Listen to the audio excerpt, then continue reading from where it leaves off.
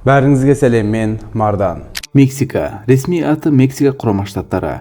Тарих іздері мен заманауи ритмдердің тоғысқаны, қарама-қайшылықтарымен бар болған. Әр бұрышында айтылуды күткен құпия хикаялар бар үлкен Америка елі. Шамамен 2 миллион квадрат километр жер көлеміне ие болған ел солтүстік Американың оңтүстік батысында орналасқан.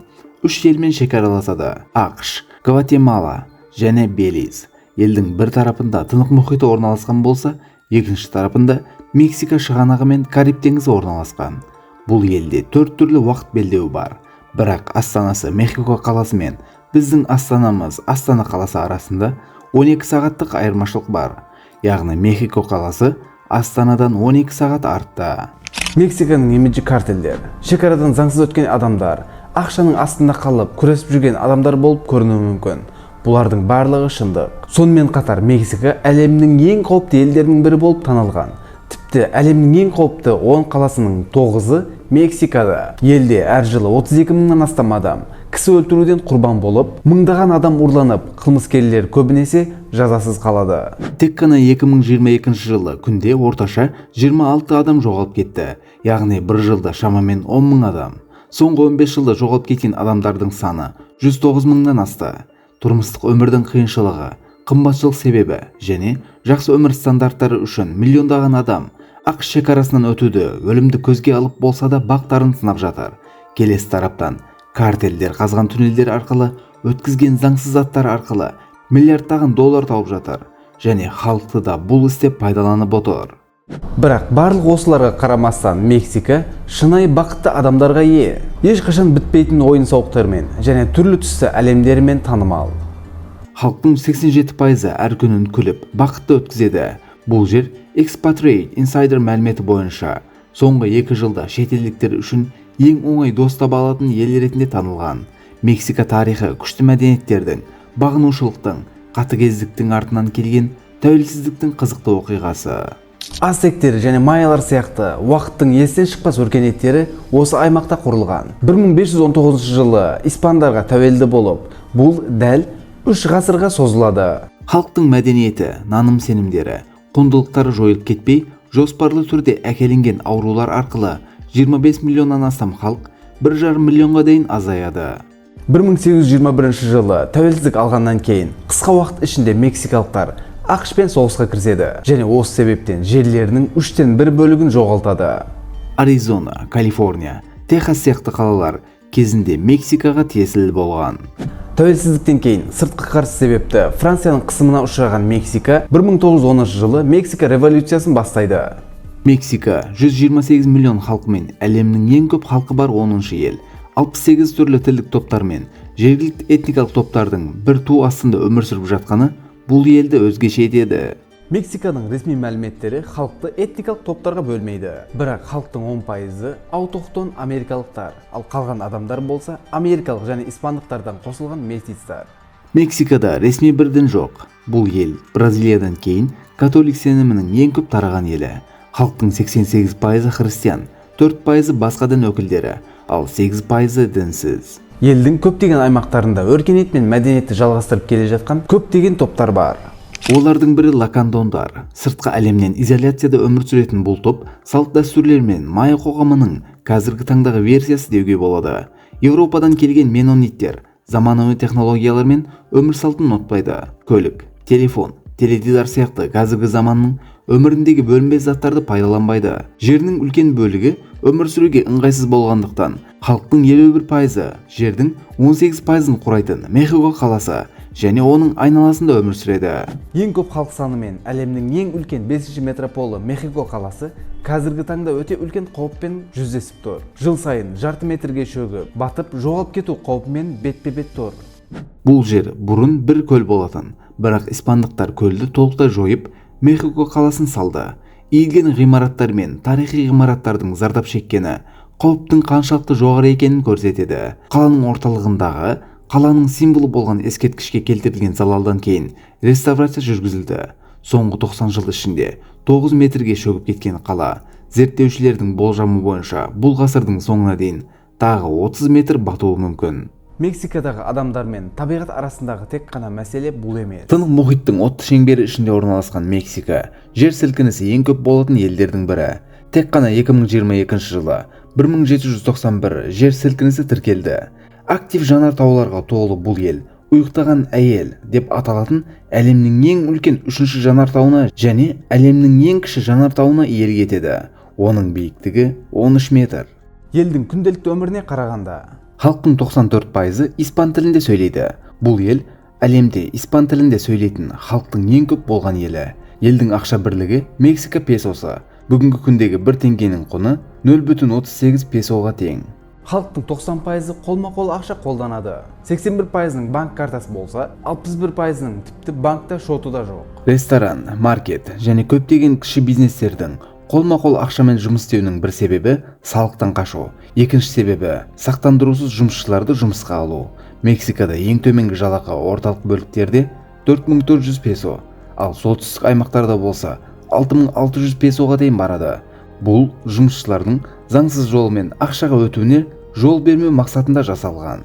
Орташа жалақы айына 9320 песо болса, даяшылар 7000, оқытушылар 10000, адвокаттар 12000, ал дәрігерлер болса 20000 песо жалақы алады. Халық жақсы жалақының 25-40 мың песо аралығында болатынын айтып, тек солай ақша болса стандарт өмір сүруге болатынын көрсетеді. Қала ортасындағы бір бөлмелі үйлердің жалдау бағасы бойынша айына 7-15 мың песо аралығында, ал 2 бөлмелі үйлер 10-24 мың песо аралығында.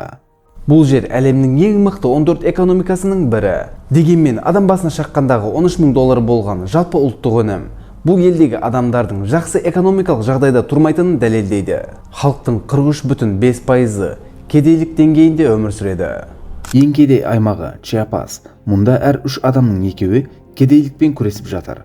Адамдар бұл жерде күніне 2 литрден астам кола ішеді, жылына 825 литр. Бұл Мексиканы әлемде коланы ең көп тұтынатын елге айналдырды. Торттарды орташа тұтыну көрсеткішінен 5 есе көп тұтынады. Кола денсаулық үшін де, діни ритуалдарда да пайдаланылады. Адамдардың санасыз түрде өнім тұтыну салдарынан бұл ел диабет ауруларының және диабет себепті өлім санының ең көп болған 10 елдің бірі. Осыдан бөлек, ОЕСР елдері арасында сенімсіздіктің ең көп болған ел Мексика. Халықтың 75,2%-ында артық салмақ бар және 40% семіздік ауруына шалдыққан. Өлімнің 32% семіздікке байланысты. Қант өнімдерінің кеңінен таралуы соншалық. Адамдар тамақтану ауруларын емдеу үшін газдалған сусындар ішеді. Үкімет бұл мәселені шешу үшін 2014 жылы семіздікке қарсы салық енгізіп, газдалған және қантты сусындарға қосымша салық салды. Оңтүстіктегі Оака облысы болса, балаларға тәттілер және газды сусындар сатуға тыйым салды. Себебі 5-10 жас аралығындағы балалардың 18,6% семіздік ауруымен ауырады. Көп жұмыс істеп, өте аз ақша табатын халықтың балаларына дұрыстап тамақ жедіруіне уақыттары да жоқ, ақшалары да жоқ. Онсыз да Мексика халқы әлемде ең көп жұмыс істейтін елдердің бірі. Шет елден келгендердің 82% өздерін Мексикада қауіпсіз сезінбейтіндіктерін айтса, мексикалықтардың 57,2% түнде жалғыз жүрген кезде қорқатындарын айтады. Себебі әлемнің ең қараңғы бұрыштары бұл елдің көшелерінде жасырынған.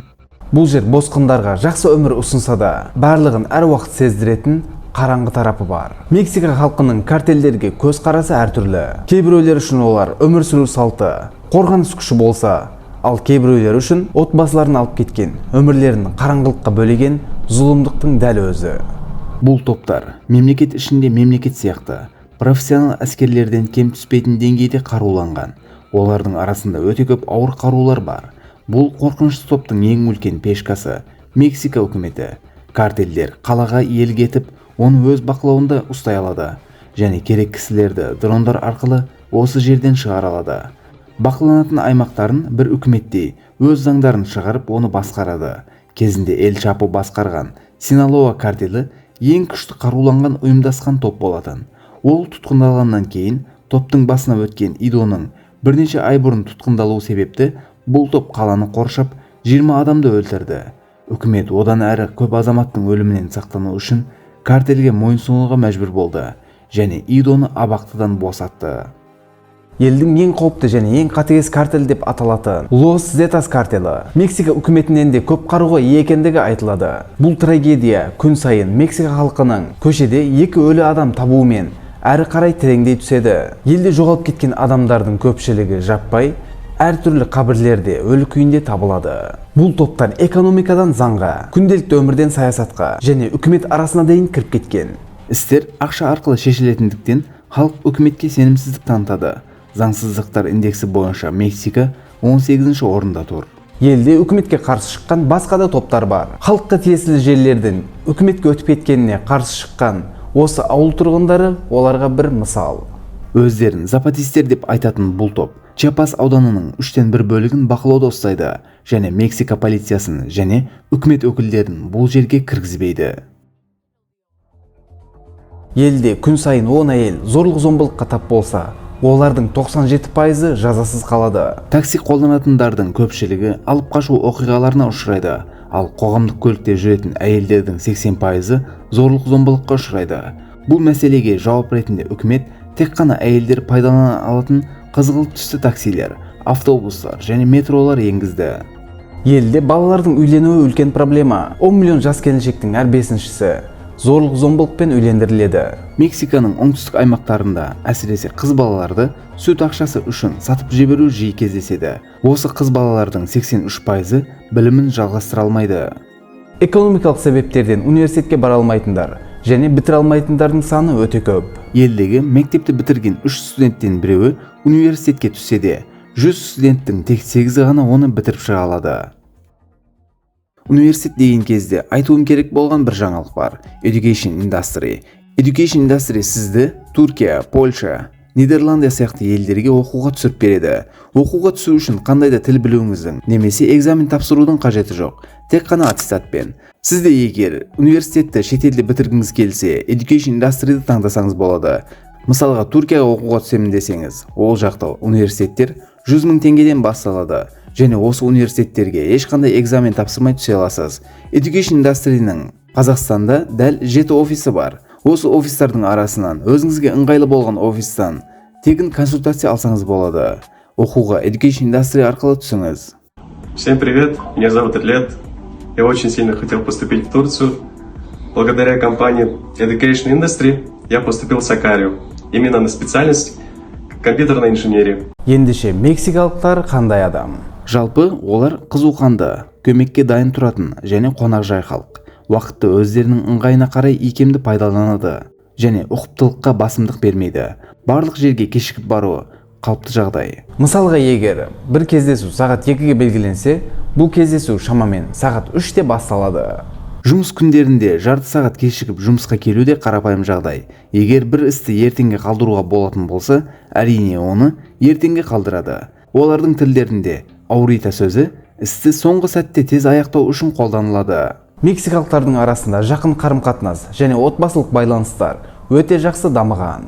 1960 жылы әр әйел басына орта есеппен 6,8 бала туса, бүгінгі таңда бұл көрсеткіш 1,8-ге дейін төмендеген. Бұл түсінік үлкен дәрежеде өзгергенін көрсетеді. Бірақ туыстық және отбасылық қарым-қатынастар өте күшті қалыптасқан. Мексика туралы көзқарастарымыз көбінесе әлеуметтік желілерден бізге ұсынылатын мәліметтерге негізделеді. Мексика дегенде адамдардың ойына белгілі бір стереотиптер келуі мүмкін. Бірақ шын мәнінде бұл алуан түрлі мексикалықтарды көрсетеді. Мексикалықтар ақш паспортына ие адамдарды америкалық деп атауды ұнатпайды. Өйткені олар үшін америкалық деген сөз барлық Америка материгінде өмір сүретін адамдарды білдіреді. Мексиканың көп бөлігін шөл деп ойлайтындар бар. Бірақ елдің тек қана 35% шөл болғанымен, Мексика 4 мезгілдің барлығын қамтитын жағажайлары және жаңбырлы ормандармен танымал ел. Елдің 34,5% орманмен қапталған. Мексикада әлемнің мирасы деп ЮНЕСКОның ішіне кіретін дәл 35 жер бар. Көпшілік әлемдегі ең үлкен пирамиданың Мысырда екенін білсе де, Мексикадағы пирамидалар аумақ жағынан өте үлкен. Сонымен қатар бай адамдардың барлығы қылмыскер немесе қатыгез деген бір қате пікір орналасқан. Соңғы жылдары Мексика дамып жатқан елдер арасында көп экспорт жасайтын елдер қатарына кіріп, әлемнің ең көп күміс өндіретін мемлекеті атанды. Пандемия кезеңінен кейін ақш пен Қытайды арасындағы даулардан пайдаланып, Мексика ақштың ең үлкен сауда серіктестеріне айналды. Арзан жұмыс күшімен жұмыс жасай алатын адамдардың көптігінен ұтқан Мексика ақш тарапынан көп инвестициялар тартып, басқа елдердің де инвестиция жасауға қызығушылығын оятты. Латын Америкасының көп елдер сияқты мексикалықтар да Американың арманын іске асыру үшін бір мақсатқа бағытталған. 3145 километрлік ақш-Мексика шекарасы әлемнің ең қауіпті және ең қатаң бақылаудағы шекаралардың бірі. Әр күні шекарадан 10 мың адам заңсыз өтпек болады. Олардың 85% қайтарылады. Дональд Трамп иммигранттардың келуін тоқтату мақсатында шекарада 644 километрлік қабырға салды. Ал қазіргі президент Джо Байден 1 метр болса да қабырға салуды қолдамаймын десе де 32 километрлік қабырға салуға рұқсат берді. Шекарадан өте алған адамдар шөлде сусыздық пен аштыққа тап болады. Осы себепті шөлдің ортасында көмек батырмалары бар. Осы батырманы басатын болсаңыз, сіз шөлден шығарыласыз. Шекарадан өтуді қамтамасыз еткен адамдардың серіктестері болса, ол жердегі орган және адам сатушылар және картелдер. Картелдердің профессионалдығы соншалық. 2020 жылы ақш анықтаған Тихуанадан Сан-Диегоға баратын 1300 метр ұзындықтағы жарығы бар. Ішінде ауа ауысып тұратын темір жол бар, туннель бар екені белгілі болды. 2022 жылы дәл сол ротада 551 метрлік туннельде 854 килограмм есірткі өтіп бара жатқан басқа туннель тағы табылды. 1993 жылдан бері осындай 72 туннель табылған. Шекарадан өтудің ең қауіпті жолы болса, негізінде бір поезд. Бұл поездың аты Ла Бестия. 10 күн жалғасатын бұл сапарда поезден түсіп қалып, аяқ қолын жоғалтып, тіпті өліп қалатын адамдар көп. Мексика шекарасынан өткен кезде аш келе жатқан адамдарға көмек көрсету үшін Лас Патронас деп аталатын өз еркімен істейтін бір топ адам бар. Бұл адамдар әр күні жолаушыларға су және азық-түлік беріп отырады. Қауіпті өмір сүру салтымен және заңсыз істермен танымал болған бұл елдің тұрғындары Европа, Скандинавия, Британия, Канада сияқты елдерге визасыз режимде бара алады. Көрші ел ақш болса, Мексикадағы ақш азаматтарына өз жұбайларын және балаларын ақш еліне кіргізу үшін 24 жылдық күту мерзімін береді. Бұл қиын шарттарда қазіргі таңда ақшта шамамен 5,3 миллион мексикалық заңсыз өмір сүріп жатыр деп болжануда. Мексикалықтар өз тарихтарымен мақтанады және қазіргі салт-дәстүрлердің көпшілігі аталары ацтектерден қалған. Навату тілі бүгінгі таңда әлі де Мексикада 1,7 миллион адам тарапынан қолданылады. Бұл қоғам өз тәңірлерін разы ету үшін әр жылы кемінде 20 адамды құрбан етеді. Осыдан бөлек ацтектерді адамдарды көметін жер болмай, олар өз үйлерінің астына адамдарды көмген. Бүгінгі таңда Мексикада тойланатын өлілер күні, яғни Dia de los Muertos, ацтектерден қалған дәстүр. Ацтектер бір ай бойы өлгендерді еске алып, оларды тәңірлеріне ұсынатын. Испанияға тәуелді болғаннан кейін бұл салт христиандықпен араласып 31 қазанда басталып, 1 қарашада балалар күні және 2 қарашада бүкіл рухтар күні болып өтеді. Бұл күні адамдар сүйікті жақындарының рухтарын келгеніне сеніп, оларға арналған тағамдар дайындап, суреттерін іліп, жеке заттарын орналастырады. Қабірлер мен көшелер түрлі гүлдермен безендіріледі. Адамдар беттерін бояп, Ла Катрина стилінде скелет сияқты киімдер киеді. Мексикада өлімде үлкен қуанышпен тойланады. Фиеста мен өлім қуанышы бір көшеде мариачи өлеңмен аталып өтеді. Мексикада мейрамдардың ең атақтысы қыз балалардың 15 жасқа толуын тойлау мерекесі. Бұл ескі ацтек салт дәстүрінен келген. 100 жыл бұрын тойланған бұл күн қыздардың үлкен болғанын және тұрмысқа шығуға дайын болғанын білдіреді. Бүгінде бұл мейрам қызға қалыңдық көйлегін кигізіп, түрлі ойын-сауықтармен өтеді. Отбасы мүшелері қызына тәж тағып, алғашқы өкшелі аяқ киімін кигізеді. Попкорн, ваниль, қызанақ, авокадо және шоколад сияқты өнімдер әлемдік асханаға Мексиканың арқасында қосылды. Ацтектер шоколадты алғаш рет тапқан кезде оны тәңірден сыйлық ретінде жіберілді деп сенген еді. Тіпті ацтектер кезінде шоколадтың алтынмен құны болған. Кейбір жерлерде ақшаның орнына шоколад қолданылған. Бір видеоның да аяғына келдік. Бұл видео сізге ұнады деген үміттемін. Басқа видеоларды өткіз болмау үшін каналға жазуды ұмытпаңыз. Өз пікіріңізді комментарияға қараңыз. Комментарияларыңызды оқимын. Келесі бейнелерде көріскенше, мен Мардан.